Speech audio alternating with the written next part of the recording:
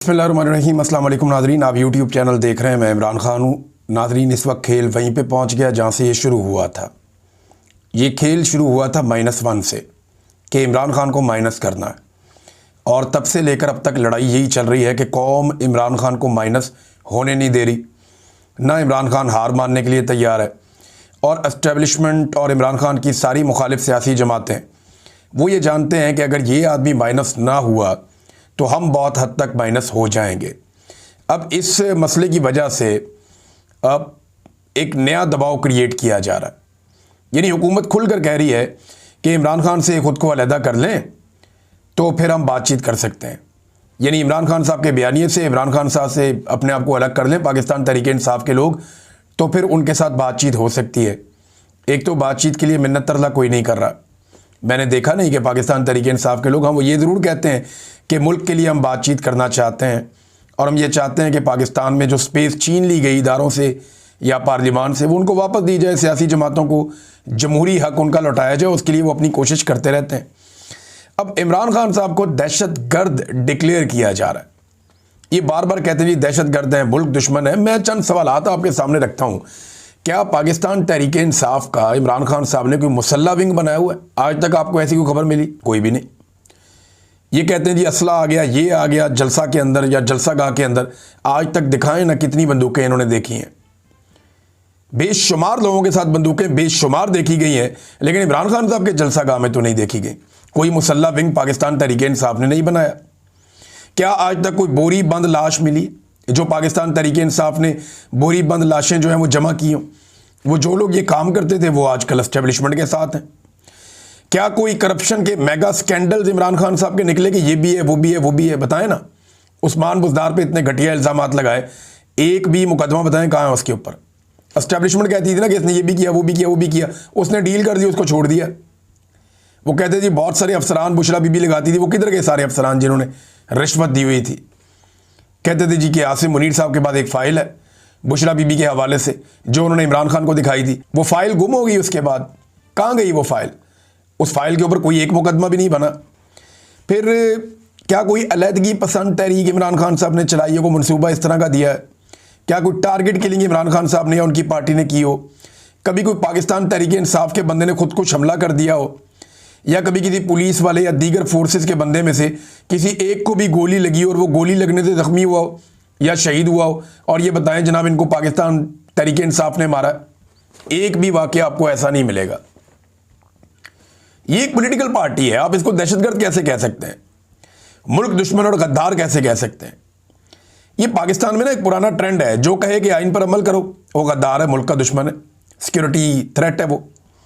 जो कहे इदारे खसूसन फ़ौज सियासत से अपने आप को दूर रखे, जो ये कहे कि मुल्क भी मेरा फ़ौज भी मेरी, जो अपनी ज़िंदगी अपने मुल्क के नाम कर दे, ताकि अपने बच्चों से भी अपने आप को दूर कर ले, ऐसे आदमी को ये कहते हैं दहशतगर्द भी है, गद्दार भी है, सिक्योरिटी थ्रेट भी है।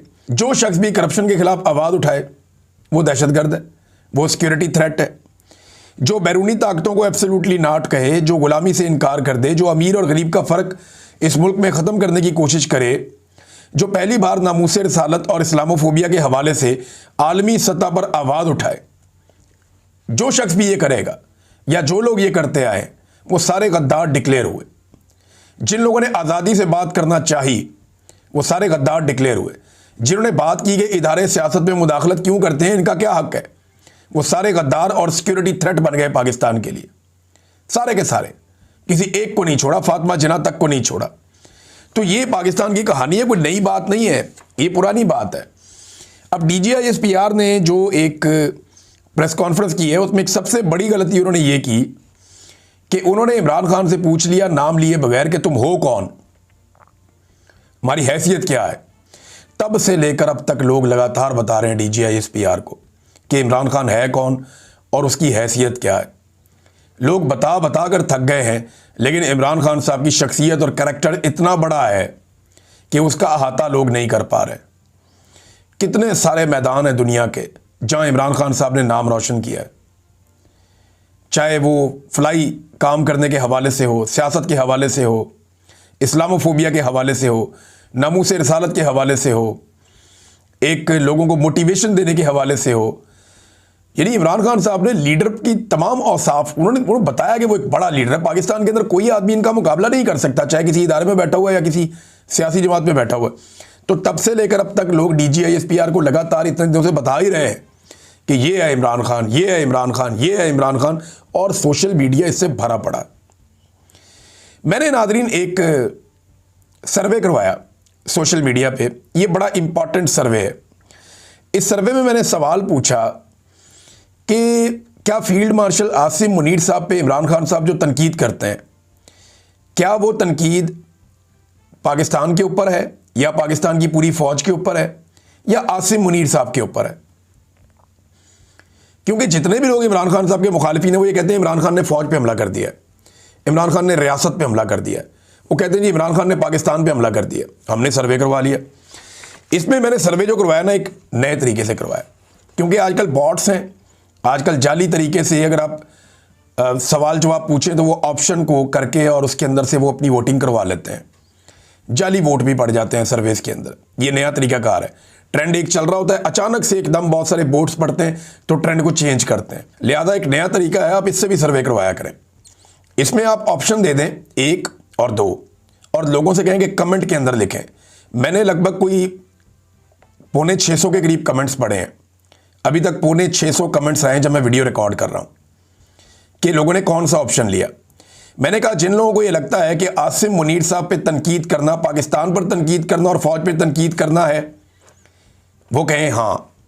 और जिन्हें लगता है कि आसिम मुनीर पर तनकीद करना, पाकिस्तान पर तनकीद करना और फौज पर तनकीद करना, तो आप नहीं का ऑप्शन भी ले सकते हैं।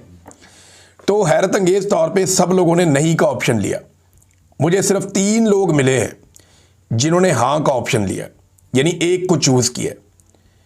3 लोग मिले लगभग 600 लोगों में से, आधा फीसद बनता है। यानी आधा फीसद पाकिस्तानियों को यह लगता है इस सर्वे के मुताबिक कि इमरान खान साहब जो तनकीद करते हैं फील्ड मार्शल आसिम मुनीर पर, यह पाकिस्तान के खिलाफ है ये बात, या पाकिस्तान की फौज के खिलाफ है ये बात। और भाई ये तो फौज के हक में है कि फौज का सियासत के लिए इस्तेमाल बंद किया जाए। इमरान खान साहब ये कहते हैं आसिम मुनीर साहब को, ये तो फौज के हक में खिलाफ कैसे हो गया? तो पाकिस्तानी भी यही सोचते हैं।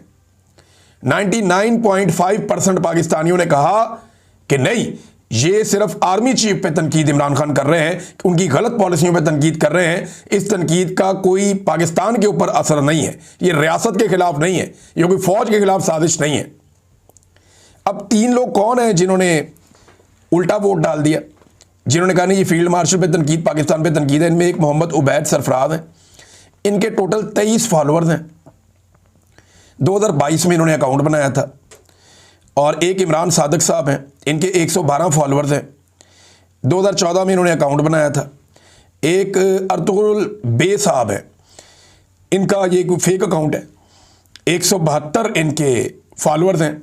और 2023 में इन्होंने अकाउंट बनाया था, बस इन लोगों ने किया। और किसी साबिर भाई ने एक बड़ा ज़बरदस्त सर्वे करवाया, साबिर शाकिर साहब ने सवाल पूछा कि आपके ख्याल में DGISPR किसके तर्जुमान है? ये DGISPR साहब को इसके बारे में सोचना चाहिए, क्योंकि इदारे के अंदर भी जो हमें इतला मिली है वो ये है कि बड़ा सख्त रिएक्शन है और बहुत सारे लोग सर पकड़ के बैठे हुए कि DGISPR ने किया क्या, इदारे के ऊपर इतना बड़ा खुदकुश हमला कर दिया। पूरे इदारे की जो एक इमेज है जिसको बड़ी मुश्किल से इदारा संभालता है, अव्वल तो वो इमेज अब इन्होंने जो हरकतें की हैं उसकी वजह से पूरे इदारे की खराब हुई है। ये वाली प्रेस कॉन्फ्रेंस ने तो एक सोने पे सुहागा वाला काम कर दिया, यानी सारा ही काम खराब कर दिया पकड़ के। तो सवाल पूछा साबिर शाकिर भाई ने कि DGISPR किसकी तर्जुमानी करते हैं? ऑप्शन दिए थे फौज की, दूसरा ऑप्शन दिया था आसिम मुनीर की, तीसरा ऑप्शन दिया था आले शरीफ की। तो जनाब सिर्फ 6% पाकिस्तानियों को लगता है कि DGISPR फौज की तर्जुमानी करते हैं। अब ये DGISPR साहब को सोचना चाहिए कि 94% पाकिस्तानियों को लगता है कि वो तर्जुमानी कर रहे हैं आसिम मुनीर साहब की और शरीफ खानदान की। 65% कहते हैं आसिम मुनीर साहब की और 29% कहते हैं आले शरीफ की। तो फौज की तर्जुमानी कर रहे हो, हालांकि उनकी ड्यूटी फौज की तर्जुमानी करना है। तर्जुमान पाक फौज का उनका ओहदा है DGISPR का। और यहां पे सिर्फ 6% पाकिस्तानी ये समझते हैं कि वो अपने इदारे की तर्जुमानी करते हैं। बाकी लोगों को लगता है कि या तो वो आसिम मुनीर साहब की तर्जुमानी करते हैं या फिर वो तर्जुमानी करते हैं जनाब आले शरीफ की। अब नाजरीन, फैसल वाडा साहब और 1-2 लोग ही बचे हैं जो धमकियां लगाने का काम कर रहे हैं DGI-SPR के बाद बहुत सारे लोग इसको ओन तो कर रहे हैं। फैसल वाडा ने बड़े अजीब तरीके से टीवी पे बैठ के तो गंद मारना शुरू कर दिया।